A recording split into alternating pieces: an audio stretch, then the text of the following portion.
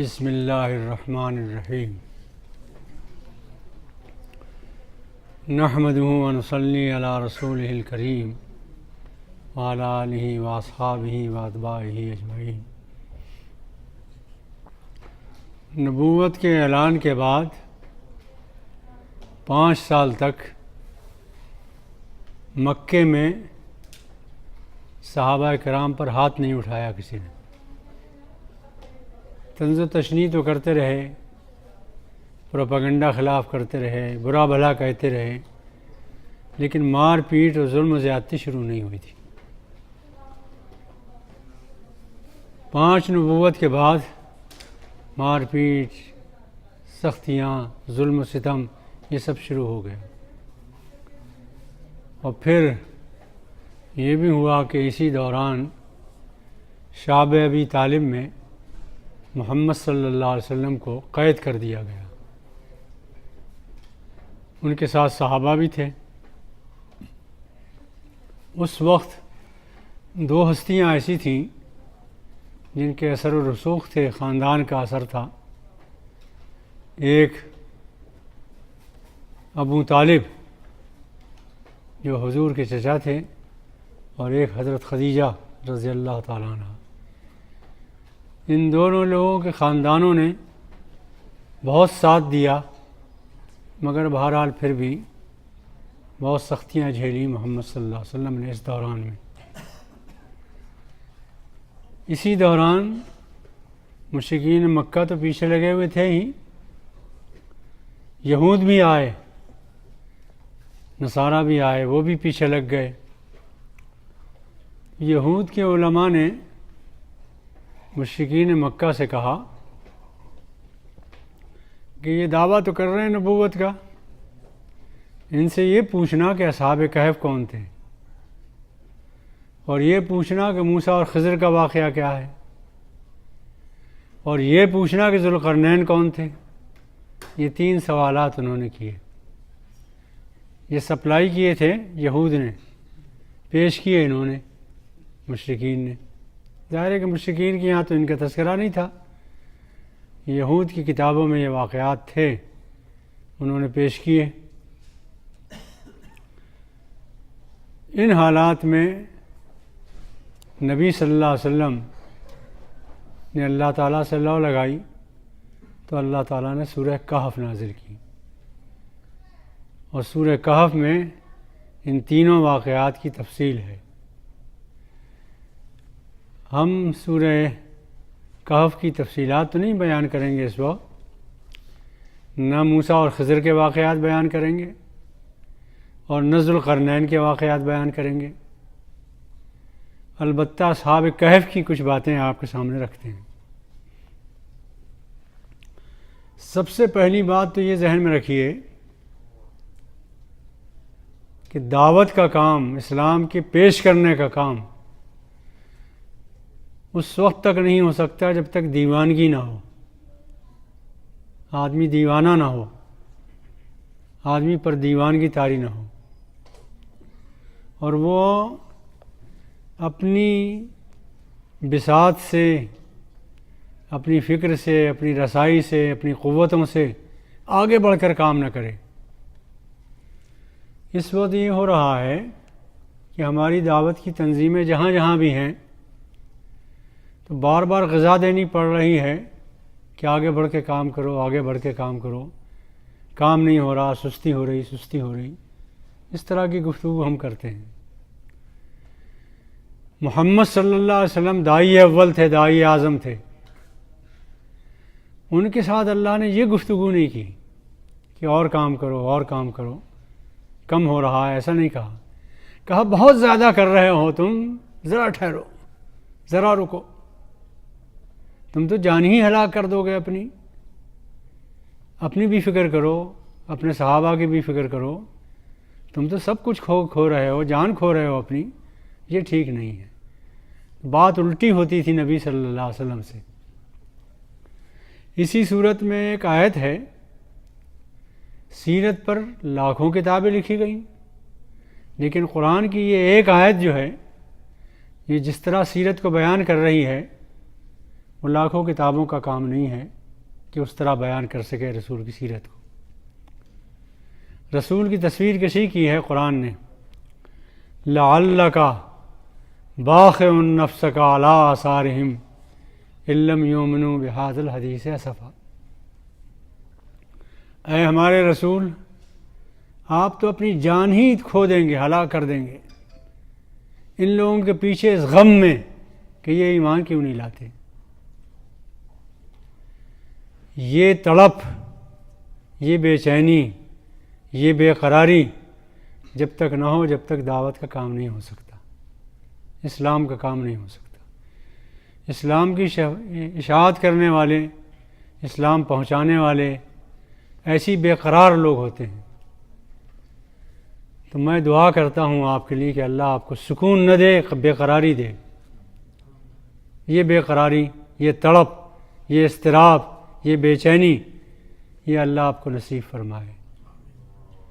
یہ بے قراری، یہ بے چینی، یہ تڑپ، یہ اضطراب، اگر آپ کو اس کا کوئی رمق بھی مل گئی، رسول کی اضطراب کی رمق بھی مل گئی، تو انشاءاللہ بیڑا پار ہے انشاءاللہ. سکون مجھ کو نہیں درکار آقا، سکون مجھ کو نہیں درکار آقا، بڑھا دیجئے میری بیتابی دل. کہاں کی الجھنیں کیسے مسائل، میسر ہو اگر ایمان کامل. مسائل جب پیدا ہوتے ہیں یہ ایمان کامل نہیں ہوتا، ورنہ کوئی مسئلہ ہی نہیں ہے. کام یہی کرنا ہے، کرتے رہنا ہے. حالات جو کچھ بھی ہوں وہ اللہ دیکھ رہا ہے. قبضے میں تو سب اس کے ہیں، کائنات چٹکی میں اس کے ہیں.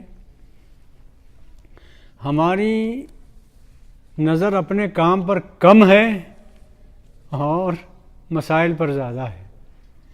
جب اپنے کام پر نظر زیادہ ہو جائے گی، مسائل کم ہو جائیں گے انشاءاللہ. اس کے بعد اب میں سناتا ہوں یہ جو واقعہ ہے کہ نبی صلی اللہ علیہ وسلم کی یہ کیفیت بیان کی گئی ہے. یہی کیفیت کچھ نوجوانوں میں تھی، پیدا کر دی تھی اللہ نے. انہم فتیہ، فتح کی جمع ہے فتیہ، اور فتیہ جمع ہے. عربی بہت وسیع زبان ہے، تھوڑی تعداد کی جمع جو ہوتی ہے اس کے لیے فتیہ کہتے ہیں.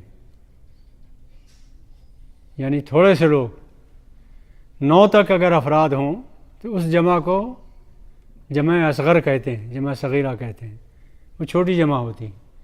انہم فتیۃ، کسی ملک میں کچھ نوجوان تھے. انہم فتیہ، ان نوجوانوں کا قصہ اللہ تعالیٰ کہتا ہے کہ ہم آپ کو سنانا چاہتے ہیں. اصحاب الکہف ان کا نام ہے، اور اصحاب الکہف اور رقیم، رقیم بھی نام ہے. کہف کہتے ہیں اس غار کو جس میں بہت زیادہ لوگ آ سکیں. غار کہتے ہیں اس غار کو جو چھوٹا سا ہو، کھو ہو ذرا سی. تو یہ بہت بڑا غار تھا، اس میں انہوں نے پناہ لی تھی. ہوا یوں تھا کہ کسی ملک میں دقیانوس ایک بادشاہ گزرا ہے. وہ پکا مشرک تھا، شرک میں ڈوبا ہوا تھا. پوری قوم کو شرک میں مبتلا کر رکھا تھا اس نے. ان کا ایک میلہ لگتا تھا کسی جگہ، جیسے میلے لگتے ہیں لوگوں کے، ان کا بھی لگتا تھا. ابراہیم علیہ السلام کے زمانے میں بھی لگتا تھا. وہ میلے میں گئے تھے لوگ ان کے. اسی طرح ایک میلہ لگتا تھا. اس میلے میں لوگ گئے ہوئے تھے تو وہاں بتوں کی پوجا ہو رہی تھی اور شرک میں لوگ مبتلا تھے. کچھ نوجوان تھے، انہوں نے یہ سوچا، ان کے دل میں اللہ نے یہ بات ڈالی کہ ان بتوں میں کیا جان ہے کہ جس کی پوجا کر رہے ہیں لوگ. تو اس میں ایک نوجوان اٹھا اور اس نے کہا مجھے تو ان سے گھن آ رہی ہے، میں تو ہٹتا ہوں ان سے. وہ چلا گیا، ایک درخت کے نیچے بیٹھ گیا. یہاں ایک اور کے دل میں اللہ تعالیٰ نے یہی بات ڈالی، وہ نوجوان بھی اٹھ کے چلا گیا. تیسرا بھی چلا گیا، چوتھا بھی چلا گیا، پانچواں بھی چلا گیا، چھٹا بھی چلا گیا، ساتواں بھی چلا گیا. وہاں جا کے یہ بیٹھے، کچھ سکون ہوا انہیں. مگر ایک دوسرے سے کچھ کہتے نہیں، اس لیے کہ ڈر یہ ہے ہر ایک کو کہ اگر میں نے کوئی زبان کھولی اور یہ کہا کہ مجھے شرک سے نفرت ہے اور اس نے جا کے مخبری کر دی بادشاہ کے ہاں، تو میں تو گلا میرا کٹ جائے گا۔ تو ہر ایک بات نہیں کر رہا ہے۔ کافی دیر جب گزر گئی تو اس میں سے ایک بولا کہ یہ بتاؤ کہ یہ ہم چند آدمی یہاں آ کے بیٹھ گئے ہیں اس پیڑ کے نیچے، تو ان سے کیوں الگ ہو گئے ہیں؟ تو ایک نے اس سے کہا کہ بھائی مجھے تو نفرت ہو رہی شرک سے۔ جب ایک نے کہا تو ہر ایک کے دل میں یہی بات تھی، تو ہر ایک نے یہی بات کہی، تو ایک جماعت یہ خود بخود بن گئی۔ اب یہاں سے ابن کثیر یہ کہتے ہیں کہ مومنوں کی جماعت یہ ہے کیا؟ نہ جنس ایک ہے، نہ نسل ایک ہے، نہ قوم ایک ہے، نظریاتی امت ہے۔ وہ جو جماعت بنی وہ نظریے کی بنیاد پر بنی۔ تو مسلمانوں کی جو جماعت ہے وہ نسل سے نہیں بنتی، خاندان سے نہیں بنتی، ملک سے نہیں بنتی، نسل سے نہیں بنتی، زبان سے نہیں بنتی، بلکہ نظریے سے اور عقیدے سے بنتی ہے۔ ان سب کا عقیدہ ایک تھا، یہ ساتھ ہو گئے۔ انہوں نے یہ سوچا کہ اپنی ایک مسجد بنا لیں اور اس میں الگ عبادت کیا کریں گے، تو ایک پہاڑی پر انہوں نے مسجد بنائی، وہاں عبادت کیا کرتے تھے۔ ہوتے ہوتے خبر پہنچ گئی بادشاہ سلامت کو، دقیانوس کو۔ اس کو جو خبر پہنچی تو اس نے بلایا ان کو، یہ جو بھی تھے افراد، 7 تھے، 8 تھے، 9 تھے، ان کو بلایا، دربار میں یہ گئے۔ تو اللہ تعالیٰ نے کہا ہے کہ ان کو جب دربار میں بلایا گیا، انہم فتنۃ آمنوا بربہم، یہ چند نوجوان تھے، یہ ایمان لائے تھے اپنے رب پر، وزدناہم ہدیٰ، اور ہم نے ہدایت میں ان کے اضافہ کیا تھا۔ ایمان لانے کے بعد بھی کامل ہدایت اگر نہ ہو تو ڈھل مل رہتا ہے انسان، کمزور رہتا ہے۔ اللہ نے ہدایت اتنی دے دی تھی کہ ان کے قلوب مضبوط ہو گئے تھے۔ وَرَبَطْنَا عَلَىٰ قُلُوبِهِمْ، اور ان کے قلوب کو ہم نے بہت مضبوط کر دیا تھا، بڑی استقامت عطا کی تھی ان کو۔ تھے تو چند نوجوان، پورے ملک کے مقابلے میں کیا تھے وہ، لیکن ہم نے قوت دی تھی۔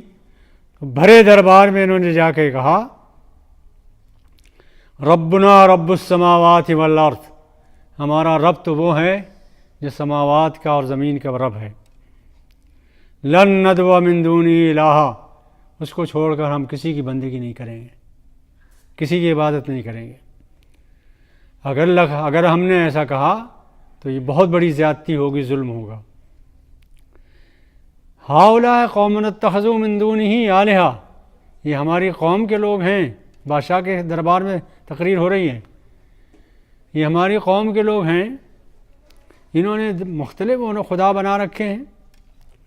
لولا یاتون علیہم بسلطان بین، انہوں نے جو خدا بنا رکھے ہیں لائیں دلیل کہیں سے کہ واقعی خدا ہیں۔ تو ایک بات یاد رکھیے آپ کہ دلیلیں صرف توحید کی ہیں دنیا میں، شرک کی کوئی دلیل نہیں، نہ عقلی نہ نقلی، کسی طرح کی کوئی دلیل نہیں۔ محض وہم ہے، خیال ہے، یہ بت ہیں، یہ ساتھ دیتے ہیں، کس نے کہا ہے؟ کہاں سے ثبوت ہے؟ کوئی اتھارٹی ہے ہمارے پاس؟ صرف وہم، خیال، گمان ہے، کوئی دلیل نہیں۔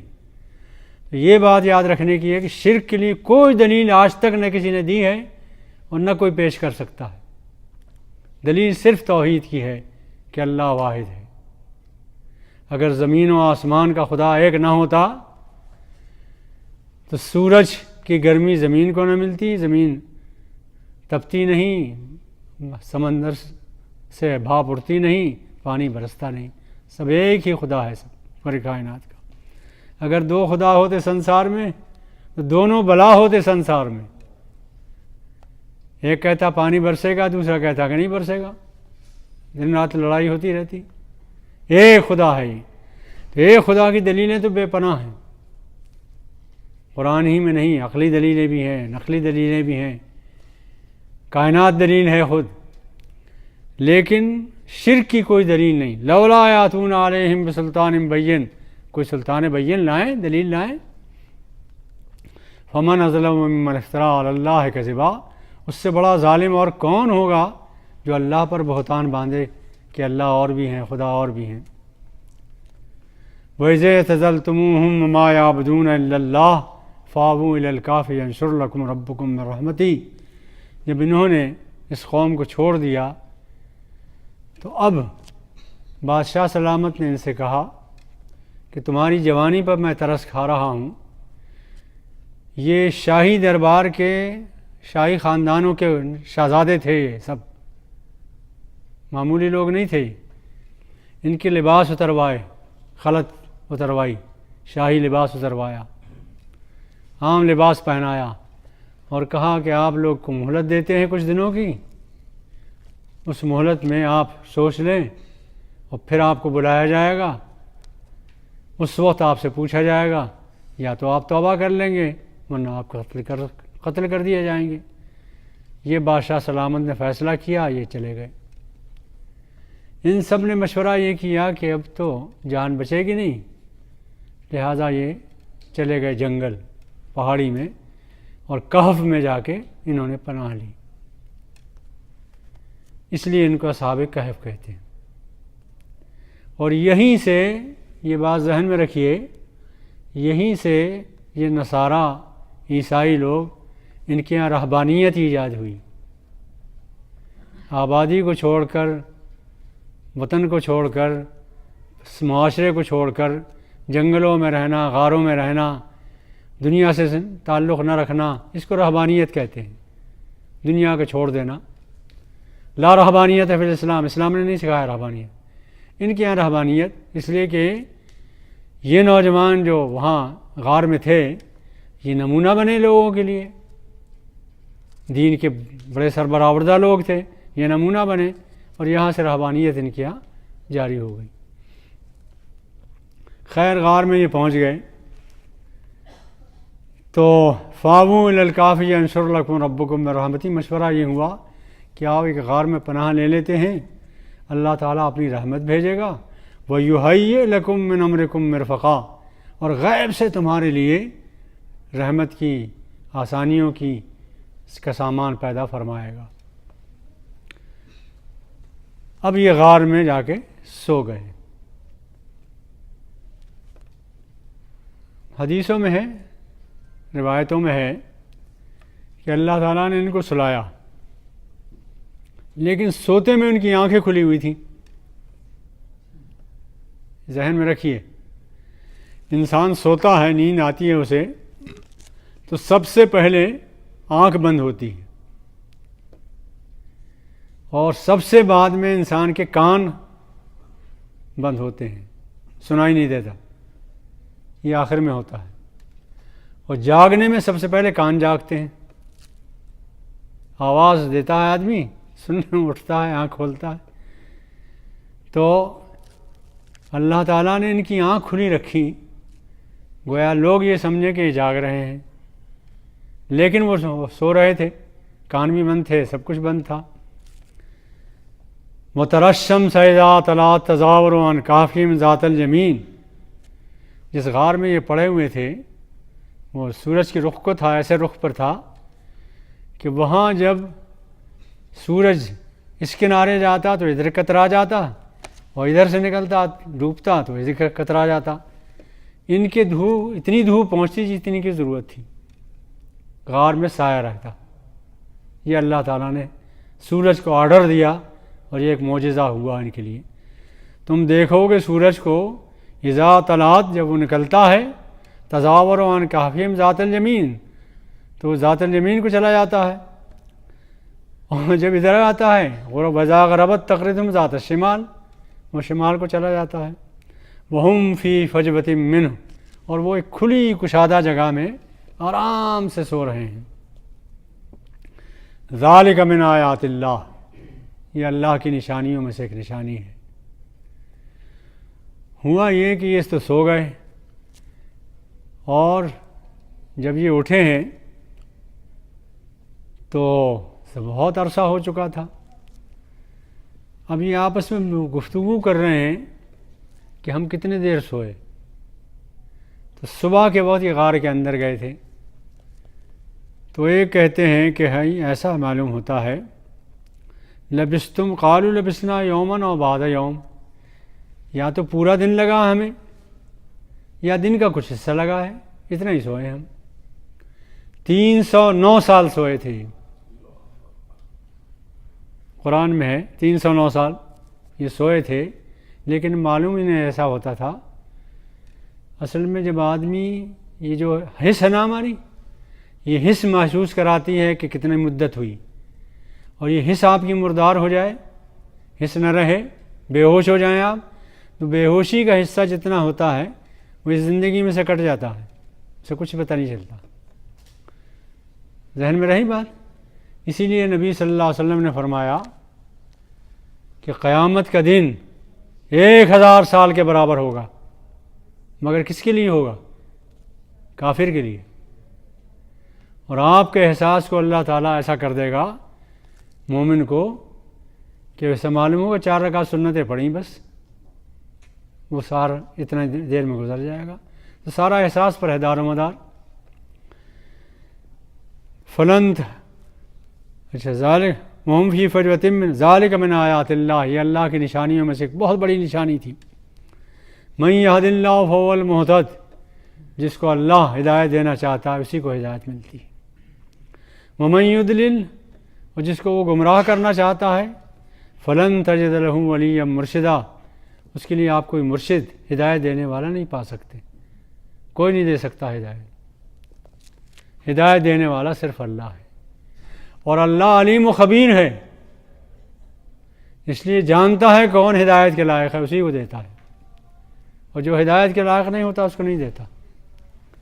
تو وہ طلب اگر ہے تو اس کو دیتا ہے، طلب نہیں ہے تو نہیں دیتا، چاہے وہ عربی کا ماہر ہو، شاعروں کا شاعری کا ماہر ہو، زبان کا ماہر ہو، عرب کا رہنے والا ہو، محمد صلی اللہ علیہ وسلم کا رشتہ دار بھی ہو، کوئی بھی ہو، ہدایت نہیں دینا چاہتا تو ابو جہل کو نہیں ملی، ابو لہب کو نہیں ملی، اور دینا چاہتا ہے تو سلمان فارسی آ جاتے ہیں، صہیب رومی آ جاتے ہیں، ان کو دے دیتا ہے۔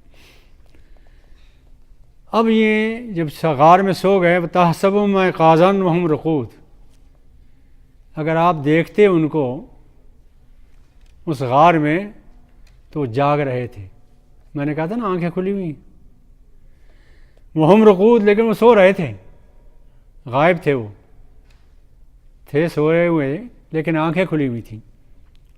وَنُقَلِّبُهُمْ ذَاتَ الْيَمِينِ وَذَاتَ الشِّمَالِ، اور ہم غیب سے اپنے انتظام میں ان کو کروٹیں بدلوا رہے تھے، دائیں بائیں دائیں بائیں۔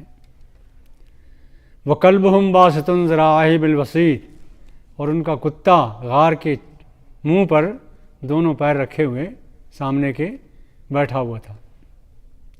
لَوِ اطَّلَعْتَ عَلَيْهِمْ لَوَلَّيْتَ مِنْهُمْ فِرَارًا وَلَمُلِئْتَ مِنْهُمْ رُعْبًا، اگر کوئی وہاں جا کر دیکھتا ان کو تو ایسا روب تھا وہاں، ایسے دہشت تھی وہاں، لَوَلَّيْتَ مِنْهُمْ فِرَارًا، وہ بھاگ کھڑا ہوتا، وَلَمُلِئْتَ مِنْهُمْ رُعْبًا، اور اس کا دل روب سے دہشت زدہ ہو جاتا۔ اس لیے ایسا اس غار کو اللہ تعالیٰ نے اس دن رکھا کہ وہاں کوئی ہمت نہیں کر سکتا تھا جانے کی۔ وَكَذَلِكَ بَعَثْنَاهُمْ، پھر اسی طرح ہم نے ان کو دوبارہ اٹھایا نیند سے، لِيَتَسَاءَلُوا بَيْنَهُمْ، تاکہ آپس میں ایک سوال کریں، ایک دوسرے سے پوچھیں۔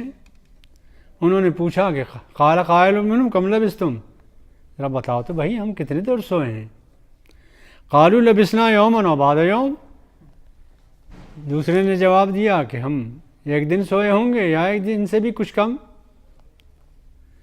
قَالُوا رَبُّكُمْ أَعْلَمُ بِمَا لَبِثْتُمْ، ان میں سے ایک نے کہا ہمیں تو بھوک لگی ہے بھائی، آپ لوگ بحث کر رہے ہیں، اللہ کو معلوم ہے کتنی دیر سوئیں، کیا بحث کرنے کی ضرورت ہے، فکر کرو پیٹ کی۔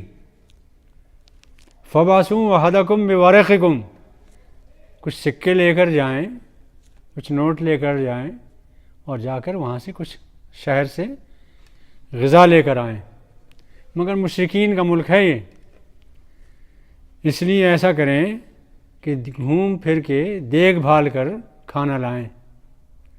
فَلْيَأْتِكُمْ بِرِزْقٍ مِّنْهُ، کچھ کھانے پینے کا سامان لے کے آئیں، وَلْيَتَلَطَّفْ، لیکن باریک بینی سے دیکھیں کہ ایسا نہ ہو کہ غیر حلال کوئی چیز لے آئیں، حلال چیز لائیں۔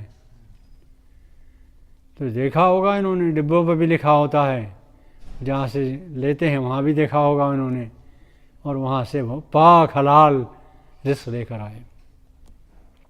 وَلَا يُشْرِكْنَ بِكُمْ أَحَدًا، اور بہت ہوشیاری سمجھداری سے جانا، ایسا نہ ہو کہ پہچان لے کوئی اور پھر پکڑے جائیں ہم، اس لیے کہ ان کا تو خیال یہی تھا نا کہ ایک دن ہی سوئے ہیں آج بس، حالانکہ 309 سال گزر چکے تھے۔ اِنَّهُمْ إِن يَظْهَرُوا عَلَيْكُمْ يَرْجُمُوكُمْ، اس لیے کہ اگر کسی نے آپ کو پہچان لیا تو سنسار کر دیں گے یہ لوگ ہمیں۔ اور يُعِيدُوكُمْ فِي مِلَّتِهِمْ، یا اپنی ملت میں، دین میں لے جائیں گے اپنے۔ وَلَن تُفْلِحُوا إِذًا أَبَدًا، اور اگر تم نے دین بیچ دیا تو پھر کبھی فلاح نہیں پا سکو گے۔ وَكَذَلِكَ أَعْثَرْنَا عَلَيْهِمْ لِيَعْلَمُوا أَنَّ وَعْدَ اللَّهِ حَقٌّ۔ اب ایک اور قصہ سنیے۔ اس دوران وہ بادشاہت تو ختم ہو گئی، 300 سال گزر گئے، صدیاں گزر گئیں۔ اس وقت جو بادشاہ تھا وہ مسلمان تھا، مومن تھا، نصارہ میں سے تھا، عیسائی تھا، توحید پرست تھا، لیکن ملک میں علماء نصارہ کے درمیان بحث چھڑی ہوئی تھی کہ ہم لوگ اٹھیں گے تو اٹھنا جو ہوگا اور آخرت جو ہوگی وہ روحانی زندگی ہوگی یا جسمانی زندگی ہوگی۔ منطق بہت سجھاتا ہے شیطان ہر دور میں، اور پڑھے لکھے لوگوں کو سجھاتا ہے، اس لیے کہ جاہل آدمی کو سجھائے گا اسے سوجھے گا ہی نہیں، پڑھے لکھے لوگ سجھائے گا۔ تو پڑھے لکھے لوگوں کو یہ منطق سجھائی گئی کہ بھائی کیا صورت حال ہے، یہ بحث چل رہی تھی۔ تو کچھ لوگ یہ کہہ رہے تھے علماء میں سے کہ بھائی یہ تو سمجھ میں نہیں آتا کہ ہڈیاں گل سڑ جائیں، تباہ ہو جائیں، پھر زندہ ہوں، کچھ روحانی زندگی ہوگی، ایسا ہوگا۔ اسی دوران اللہ تعالیٰ نے یہ جو بادشاہ وقت تھا اس وقت کا، وہ گڑ گڑا رہا تھا راکھ پر بیٹھا ہوا، اللہ سے دعائیں کر رہا تھا کہ پروردگار تو غیب سے کوئی معجزہ دکھا دے کہ یہ لوگ سمجھ جائیں کہ آخرت ہے۔ لِيَعْلَمُوا أَنَّ وَعْدَ اللَّهِ حَقٌّ وَأَنَّ السَّاعَةَ لَا رَيْبَ فِيهَا، تاکہ لوگ جان جائیں کہ وعد اللہ حق، اللہ کا وعدہ سچا ہے، وَأَنَّ السَّاعَةَ لَا رَيْبَ فِيهَا، اور قیامت میں کوئی شک نہیں ہے۔ اِذْ يَتَنَازَعُونَ بَيْنَهُمْ أَمْرَهُمْ، اس وقت جھگڑا ہو رہا تھا، آپس میں مناظرہ ہو رہا تھا کہ کیا معاملہ ہوگا، کیسی۔ قَالُوا ابْنُوا عَلَيْهِم بُنْيَانًا، خیر پھر یہ ہوا کہ جب یہ لوگ وہ پہنچے وہاں اور انہوں نے سکہ دیا اس کو سامان خریدنے کے لیے، کھانا وانا خریدا ہوگا، سکہ جو دیا تو 300 سال پرانا سکہ، دکاندار چونکا کہ یہ کیا قصہ ہے، اس نے کہا سمجھا، دکھایا آس پاس کے دکانداروں کو، اکٹھے ہو گئے تو انہوں نے یہ سمجھا کہ قصہ ایسا معلوم ہوتا ہے کہ اس کو کوئی خزانہ ملا ہے، اور اس کو پکڑ کے لے جائے بادشاہ کے پاس، لے گئے۔ بادشاہ کے پاس جب لے گئے تو اس نے سمجھ لیا، رقیم والے تھے نا، یہ رقیم کہتے ہیں کتبے کو، تو ان کے غار پر ایک خطبہ لکھا ہوا تھا، لکھوا دیا تھا کہ یہ لوگ گم ہو گئے ہیں اور ان لوگوں کو تلاش کرنا ہے، کہیں ہیں نظر نہیں آتے۔ تو خیر اس بادشاہ کو معلوم تھا کہ ایک کتبہ لگا ہوا ہے، اس نے جب یہ دیکھا کہ یہ لوگ آئے ہیں، معلومات کی ان سے، تو ہم تمہارا غار دیکھنا چاہتے ہیں۔ تو بادشاہ اور بادشاہ کی فوج گئی، اس غار تک پہنچی۔ انہوں نے جب جا کے بتایا کہ بادشاہ سلامت آئے ہیں اور وہ استقبال کرنا وہ دیکھنا چاہتے ہیں، آپ کو ملاقات کرنا چاہتے ہیں، تو ایک روایت تو یہ ہے کہ استقبال کیا ان لوگوں نے، اور ایک روایت یہ ہے جو صحیح روایت ہے، وہ یہ ہے کہ اس شخص نے اندر جا کر جب یہ کہا کہ ایسا معاملہ ہے، تو انہوں نے کہا پتہ نہیں کیا جھگڑا پہلا ہو، کیا صورت حال ہو، اے اللہ میاں ہمیں موت دے دے، اور یہ سب اسی وقت انتقال کر گئے۔ بات سمجھ میں آئی؟ اچھا، جب انتقال کر گئے تو بادشاہ سلامت، ظاہر ہے کہ واپس آ گئے۔ اب یہ جھگڑا پھیلا ان آپس میں کہ کیا کرنا چاہیے، یہاں کوئی مسجد بنانا چاہیے، کوئی خانقاہ کی بنانا چاہیے، راہبوں کی جگہ بنانی چاہیے، یا یہ کوئی اسکول مدرسہ کھولنا چاہیے، یہ بحث ہوئی۔ تو یہ طے ہوا، غلبوا علی امرہم، جو سربراوردہ لوگ تھے انہوں نے مسئلہ حل کیا اور یہ کہا ایک مسجد بنا دینا چاہیے تاکہ لوگ یہاں نماز پڑھیں، اصحاب کہف کو یاد کریں۔ ایک روایت تو یہ ہے کہ جارڈن میں ہے یہ غار، ایک روایت یہ ہے کہ اندلس میں ہے، اور ایک روایت یہ ہے کہ فلسطین میں ہے، یہ ایلا کے پاس یہ کوئی رقیم ایک گاؤں کا نام ہے، بستی کا نام ہے، اللہ جانتا ہے کہاں ہے، ہمیں نہیں معلوم۔ زیادہ خیال یہ ہے لوگوں کا کہ یہ جو جارڈن والا قصہ ہے یہ نسبتاً صحیح ہے، اور اس کا ایک قصہ اور بھی مشہور ہے، حدیث میں آتا ہے کہ معاویہ رضی اللہ تعالیٰ عنہ جہاد میں رومیوں کے ساتھ جہاد ہو رہا تھا، تو اس وقت عبداللہ ابن عمر ساتھ تھے، تو یہیں پر وہ غار تھا، گئے وہ دیکھنے کے لیے، چاہا انہوں نے کہ اندر جاؤں، تو عبداللہ ابن عمر نے ان سے کہا کہ تم نہ جاؤ، نہیں جا سکتے، نہیں جانا چاہیے، اس لیے کہ اللہ نے یہ کہا ہے لو اطلعت علیہم لولیت منہم فرارا، تم اگر دیکھو گے تو ڈر کے مارے پیچھے بھاگ جاؤ گے، دیکھو گے نہیں، دیکھ نہیں سکو گے۔ اور یہ لو اطلعت، اگر تو دیکھے، یہ کہا، اور یہ خطاب ہے رسول اللہ سے، جب رسول اللہ کو منع کر دیا اللہ کے رسول اللہ نے، تو تم کون ہوتے ہو معاویہ کہ تم جا کے دیکھو گے؟ یہ عبداللہ ابن عمر نے کہا۔ چنانچہ وہ نہیں گئے، کسی کو بھیجا انہوں نے،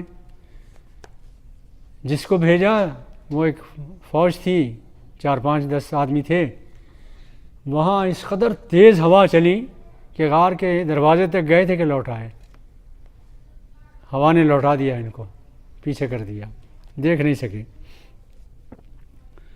سیقولون ثلاثۃ رابعہم کلبہم، اب نصارہ کو یہ قصہ تو یاد نہیں کہ یہ کیوں گرفتار ہوئے، کیوں غار میں گئے، کیوں مرے، اس پر بحث نہیں کرتے۔ وہ بحث کس پر کرتے ہیں؟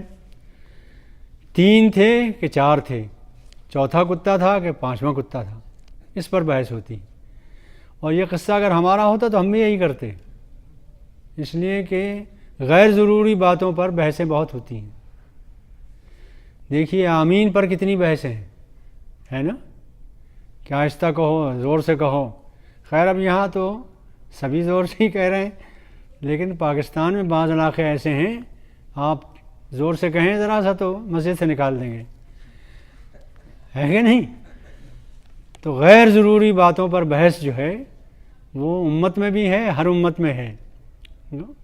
تو اس وقت عیسائی لوگ اس پر بحث نہیں کر رہے ہیں کہ وہ کیوں گئے تھے غار میں، بحث اس پر ہو رہی ہے کہ وہ 3 تھے، ایک چوتھا ان کا کتا تھا، وَيَقُولُونَ خَمْسَةٌ سَادِسُهُمْ كَلْبُهُمْ، اور وہ کہتے ہیں کہ 5 تھے، چھٹا کتا تھا، رجمم بالغیب، تیر تکے چلا رہے ہیں، صحیح بات تو اللہ کو معلوم ہے۔ وَيَقُولُونَ سَبْعَةٌ وَثَامِنُهُمْ كَلْبُهُمْ، اور کچھ لوگ یہ کہتے ہیں کہ وہ 7 تھے، 8واں کتا تھا۔